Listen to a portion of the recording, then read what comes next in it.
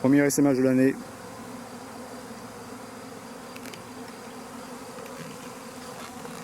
Un essaim qui est sorti de cette ruche.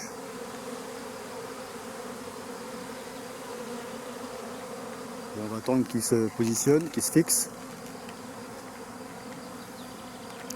En espérant qu'il va pas trop haut.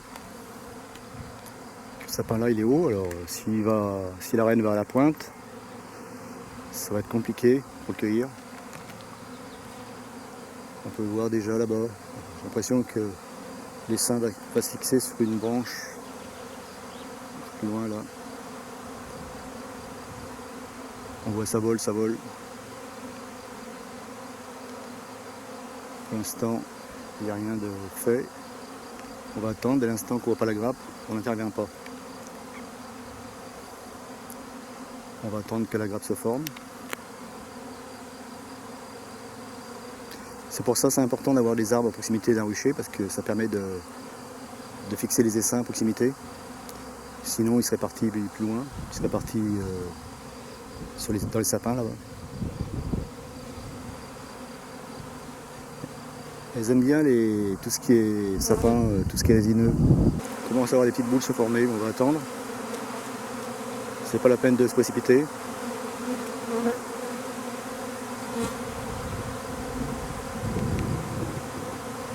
Elles vont toutes se grouper autour de la reine, former une grappe.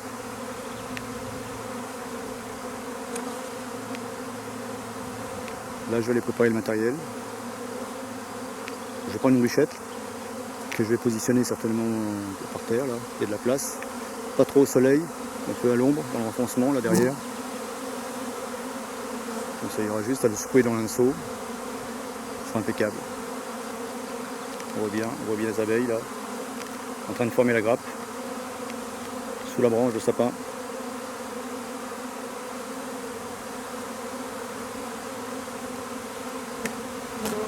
C'est beau à voir. Bon, ça fait pas les affaires de l'apiculteur parce que la ruche s'est divisée en deux.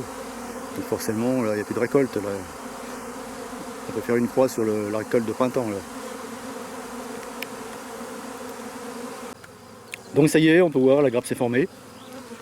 Voir les abeilles. Petite grappe, il est beau quand même. Donc là, je le mets dans une ruchette, celui-là. Dans une ruchette 6 cadres. J'ai déjà disposé la ruchette au pied. Donc là, il y a à peu près 1m50 à peu près de hauteur là. Entre la ruchette, c'est pas tellement haut là. Pas besoin d'escabeau. Donc j'ai posé la ruchette directement au sol. J'ai mis une planche de façon que les abeilles ne s'éparpillent pas dans l'herbe. Quand je prépare du matériel d'avance, je mets des cadres uniquement avec des cires gaufrées pour éviter que la fausse teigne s'installe. Là, j'ai préparé, donc j'ai sorti ma ruchette. Par contre, j'ai enlevé un cadre neuf. À la place, j'ai mis un cadre déjà étiré. Donc celui-là, il y a un peu de pollen. J'ai mis aussi un cadre juste avec une amorce. Parce que là, en ce moment, il y a une grosse mielée, donc les serrières, elles produisent pas mal de cire. Il y a un cadre qui avait déjà été étiré, que j'avais prélevé dans une ruche. Celui-là, là. Bon, on va le terminer. On peut voir, elles avaient déjà commencé. Donc voilà. Donc, par contre, dessus, je vais mettre une petite riddle. De façon que quand je vais verser la grappe, les abeilles, qu'elles se renversent pas tout autour. Donc ça a la dimension de la ruchette 6 cadres. J'en ai fait aussi pour les ruchettes 5 cadres. Donc je vais mettre le petit élastique pour pas que la ridelle elle glisse. La ridelle, je peux l'enlever plus tard. Je ne suis pas obligé de l'enlever maintenant. Je peux l'enlever demain. Je ne vais pas la laisser parce que sinon elles vont faire des constructions après parce qu'elles n'aiment pas le vide. Donc elles risquent de construire. Donc j'enlève le lendemain en général. Comme ça me laisse un espace pour verser l'essaim sans qu'il se renverse sur les côtés. Comme ça, me laisse le temps de mettre le couvre-cadre par-dessus. Bien entendu, j'ai enlevé la porte. Ce que je vais faire, là, je vais mettre une petite rampe. Parce que là, je suis chez moi, j'ai ce qu'il faut. Donc je mets une petite rampe, de façon que les abeilles évitent de se mettre en dessous. comme ça, voilà. Voilà. Parce que je vais verser aussi, donc là l'essaim je vais le capturer dans un seau, je vais le verser au-dessus, je vais fermer, après c'est fini, je ferme, j'ouvre au puits, terminé. Donc après, si les abeilles retournent sur la branche, elles vont retourner, le reste je vais le verser devant. Donc j'utilise un seau que j'utilise exclusivement pour la cueillette des essaims. Bon, ça, un seau, j'avais déjà fait une vidéo, j'ai percé plein de trous dedans. Un gros seau quand même, avec un couvercle, et j'ai mis une poignée dessus. C'est très pratique. Donc ce que je vais faire, là, je vais me positionner juste sur la grappe. Il n'y a pas grand chose à faire. Prendre le bout de la branche. Donc moi je coupe pas les branches. Parce que si je commence à m'amuser à couper les branches, arrivé un moment, en dessous de l'arbre, il n'y a plus de branches. Donc l'essaim, ce qu'il va faire, il va forcément monter, où il y a des branches. C'est quand même plus intéressant de capturer un essaim à ras du sol que de capturer à 5 mètres de haut. Donc voilà, je positionne le seau juste en dessous, je prends le bout de la branche et je donne des petits coups secs, de façon à faire tomber le maximum d'abeilles. J'en profite pour mettre la ruchette voilà, le plus près possible. Voilà. Allez. Attention, en dessous il y a des branches, je les écarte légèrement avec mon seau et je secoue.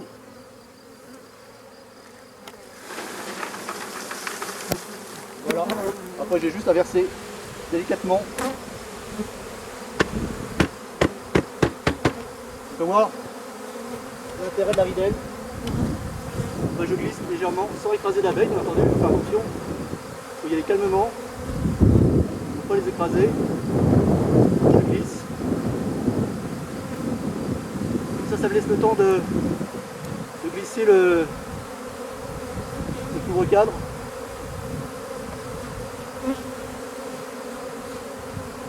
Je prends la brosse pour m'aider. C'est la seule fois que j'utilise une brosse. En général, elles n'aiment pas les brosses.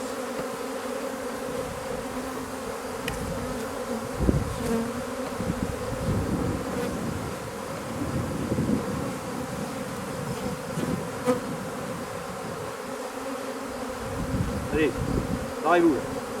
Je vais vous écraser ici. On voit toutes les petites têtes. Hop, il y en a une qui... Voilà. Donc là on voit qu'il y a quelques abeilles qui retournent sur la branche. C'est normal parce que la reine laisse une phéromone, la phéromone royale. Elle a des glandes au niveau des pattes. Donc quand elle se positionne sur une branche, elle laisse sa phéromone, la phéromone royale. Forcément ça attire encore des abeilles. Même si la reine n'est plus sur la branche, ça attire quand même les abeilles. Donc elles vont retourner, il y en a certaines qui vont retourner sur la branche. Là, ce que je vais faire, je vais fermer tout de suite parce qu'avec le soleil, ça risque de chauffer.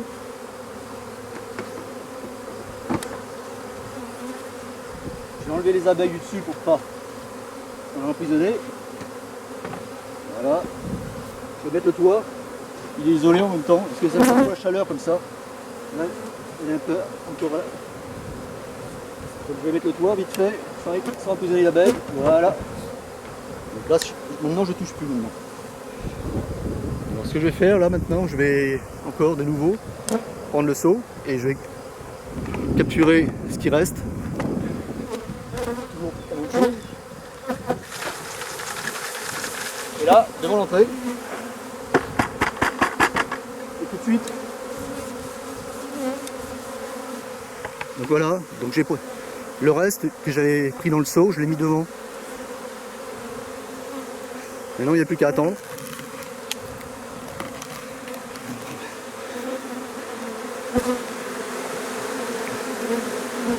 Donc là on va attendre qu'elle batte le rappel. Battre le rappel c'est quoi? C'est en fait elles lèvent la pointe de leur abdomen pour libérer la glande Nasanov et à l'aide des ailes elles battent pour diffuser cette phéromone d'appel, ce qui va attirer les congénères qui volent tout autour. On appelle ça battre le rappel. Et c'est pour aussi attirer la reine, admettons si elle n'est pas encore rentrée dans la ruche, elle va sentir cette odeur et elle va venir. Donc c'est une sorte de code chimique. Il y a plusieurs phéromones. On voit bien là, elles lèvent l'abdomen, elles libèrent leur glande Nasanov. La glande se trouve juste à la pointe de l'abdomen. Ça fait une petite bande blanche. Je vais mettre en macro, on verra mieux. Pour l'instant, ça rentre pas vraiment encore. On va attendre. Parce que on sait jamais, l'essaim peut toujours ressortir. Ah oui, admettons que la reine ne soit pas dedans. Il peut sortir. Pour ça, il ne faut pas se précipiter. Donc déjà là-haut, on peut voir, il n'y a plus de boule. C'est fini, elle cherche, elle tourne, mais elle ne sent plus la phéromone royale. On peut la voir, elle bat les ailes. Tout ça pour diffuser sa phéromone d'appel. On voit l'abdomen, la pointe en l'air. Et on voit la glande Nasanov, juste à la pointe, une petite bande blanche. Donc elle bat, elle diffuse la phéromone. Ce qui va attirer ses congénères. En fait, c'est pour leur indiquer que ça se trouve là maintenant. Que l'entrée est ici. Qu'elles ont trouvé un nouveau logis. Donc les abeilles, quand elles s'en vont comme ça, elles se gorgent de miel, elles remplissent leur jabot. Elles ne partent pas à vide. Elles prennent suffisamment de provisions pour étirer les cires. Elles partent aussi avec du pollen. Elles partent avec des faux bourdons aussi. C'est une vraie colonie. C'est une colonie en fait. Sauf que pour l'instant, elle n'a pas de logis. Bon là, elle en a trouvé un logis. Mais dans la nature, ce qui se passe, elle va chercher une cavité, soit dans un tronc d'arbre, dans une cavité dans une roche. Où il y a des maisons, elles aiment bien aussi, c'est les cheminées, ou alors derrière les volets. Voilà. On les voit là, c'est beau à voir. Toutes ces abeilles qui battent leur appel.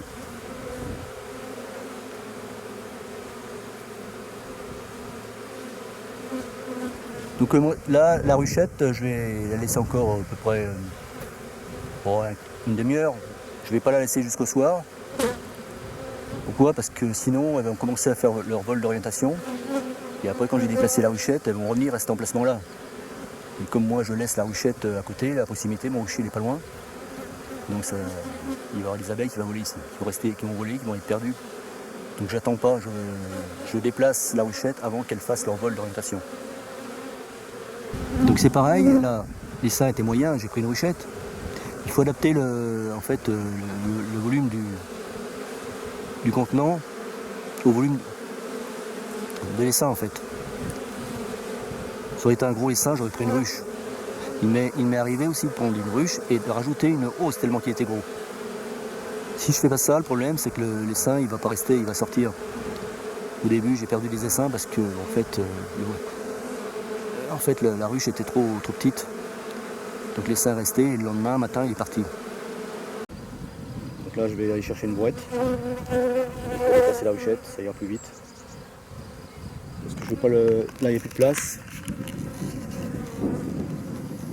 Là, tous les emplacements sont sauf un. Bon, je le laisse libre de façon à pouvoir poser mon matériel.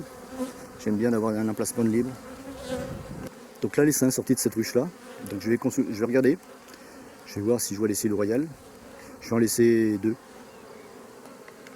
En général, l'essaim, quand il s'en va, il y a forcément des cellules royales operculées. Donc je vais en laisser 2. Et d'ici 4-5 jours, la reine va émerger. Il lui faudra à peu près 5-6 jours pour se faire féconder, donc féconder une dizaine de jours. Après une dizaine de jours pour qu'elle commence à sa ponte, 20 jours, plus 21 jours pour la naissance des premières ouvrières. Donc ça fait une quarantaine de jours. Voilà. Donc maintenant, il faut compter une quarantaine de jours avant d'avoir des nouvelles ouvrières. Donc là, les cadres sont blindés de couvains, donc c'est bon. Mais il faudra être vigilant, il faudra surveiller quand même d'ici une quinzaine de jours pour voir si la nouvelle reine a démarré sa ponte. C'est important. Allez, on va les laisser. Je vais déplacer la ruchette tout de suite là. Donc là c'est normal, on est en pleine période d'essaimage, donc il faut s'attendre à des essaimages. C'est logique, c'est la nature. C'est leur façon, en fait c'est la façon aux abeilles de se multiplier et surtout de pérenniser l'espèce, parce que sans essaimage, il n'y a pas d'abeilles. Parce qu'il n'y a qu'une reine dans une ruche. Donc si elles n'essaiment pas, elles ne peuvent pas se multiplier. Bon, c'est vrai que c'est embêtant pour l'apiculteur, parce qu'une colonie qui essaime, après, on peut faire une croix sur la récolte. Surtout là, la récolte de printemps.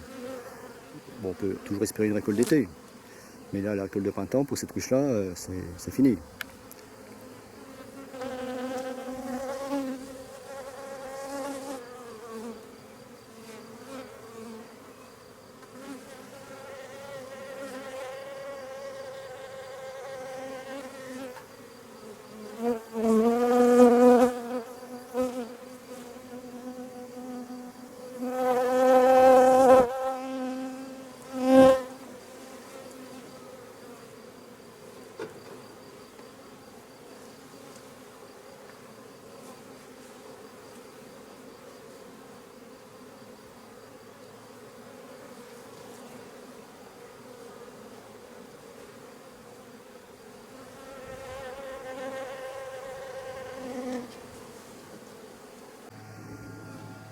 Donc me revoici là, 3 jours après. Donc j'ai capturé les stessins le 28 avril. Donc depuis j'en ai eu 2 autres. J'en ai eu 2 le 29 aussi. Aujourd'hui on est le 1er mai. Donc je vais procéder au traitement anti-varroa des 3 essaims. J'en profite, je vais les ouvrir les 3 en même temps. Donc ça y est, l'essaim a eu le temps de s'installer. Donc les abeilles ont repris leur activité, les butineuses ramènent déjà du pollen. Alors ce que je fais, je vais prendre le petit pulvérisateur avec l'infusion de thym que j'avais fait, préparé, avec un peu d'acide oxalique. Et je pulvérise. Voilà. Ça va éliminer tous les varroas poétiques qui se trouvent sur l'abeille. Oui, il y en a beaucoup dedans, j'en mets un peu dedans aussi. Voilà, sur le sol. Je fais gaffe de ne pas écraser l'abeille. Le traitement est fait. Donc je laisse tranquille. Donc j'avais déjà enlevé la ridelle parce que j'avais peur qu'elle construise entre la tête des cadres et le couvre-cadre en plexi. C'est pour ça que j'avais enlevé la ridelle le lendemain. Là, 3 jours après, mais le 1er mai aujourd'hui, je fais le traitement. J'attends pas qu'il y ait du couvain operculé. Je vais continuer parce que j'en ai capturé depuis celui-là, j'en ai capturé 2 autres. Donc on y va. Il y en a un autre là-bas. Ah oui, c'est la période des essaimages, donc c'est normal.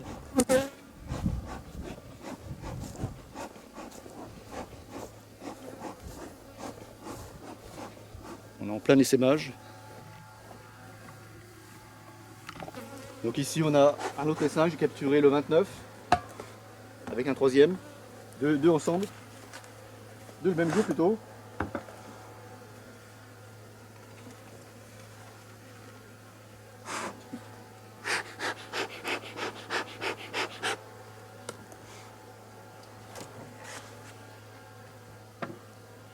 Celui-là il est un peu plus gros.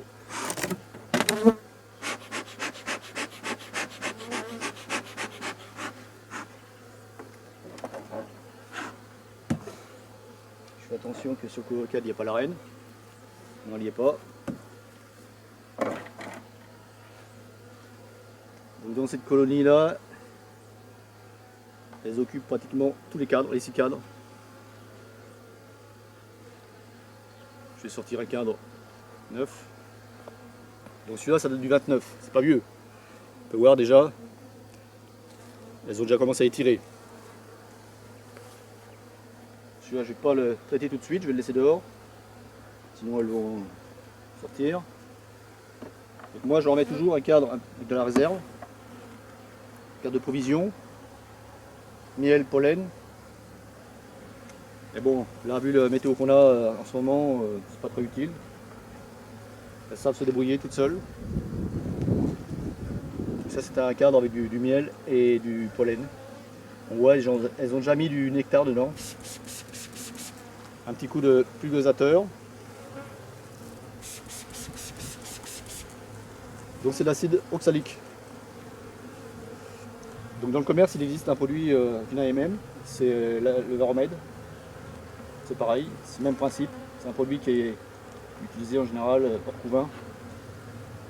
Hors couvain pourquoi? Parce que les varrois phorétiques, eux ils sont détruits mais pas les varrois qui seront emprisonnés dans le couvain. Donc ça c'était un cadre déjà étiré que j'avais mis de façon que la reine puisse pondre dedans. Pas la reine là, bon. Elle met du nectar déjà. C'est impressionnant. Voilà. Donc, je vais décaler un petit peu là. Recentrer la colonie, je vais en profiter. Celui-là c'est un cadre neuf. Voilà, il est bien étiré aussi.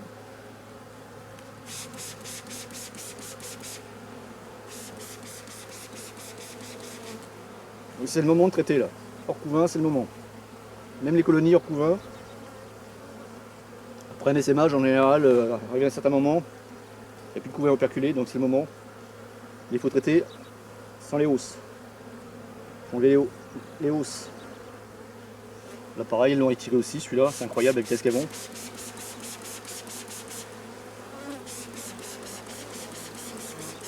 Voilà.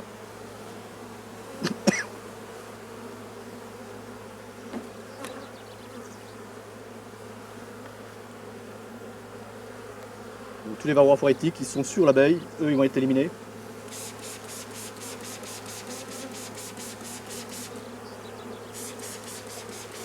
Le varroa c'est le parasite de l'abeille, le petit vampire qui suce les molins de l'abeille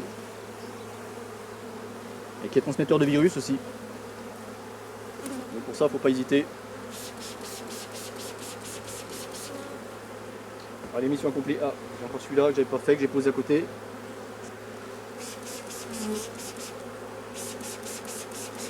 Voilà. Donc là c'est fait. Maintenant je les embête plus, je les laisse. Je referme, il fait pas trop chaud, ça va. C'est le temps idéal. Attention, je vais vous coincer, barrez-vous. Soit vous sortez, soit vous rentrez. Voilà. C'est bon. Bon, ça on fait ce traitement là pour leur bien-être.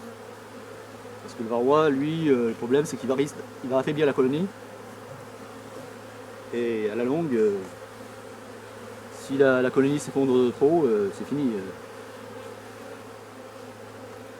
Donc c'est fait, mission accomplie. Donc le traitement a été fait. Maintenant je les embête plus. Je les laisse tranquilles. On voit bien ça.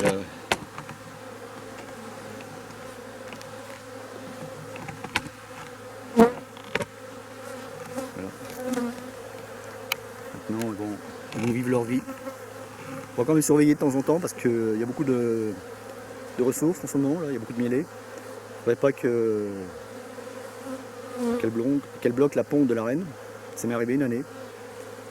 Je n'ai pas été assez vigilant, elles ont rempli de miel. Et forcément, elles ont essaimé le mois de septembre.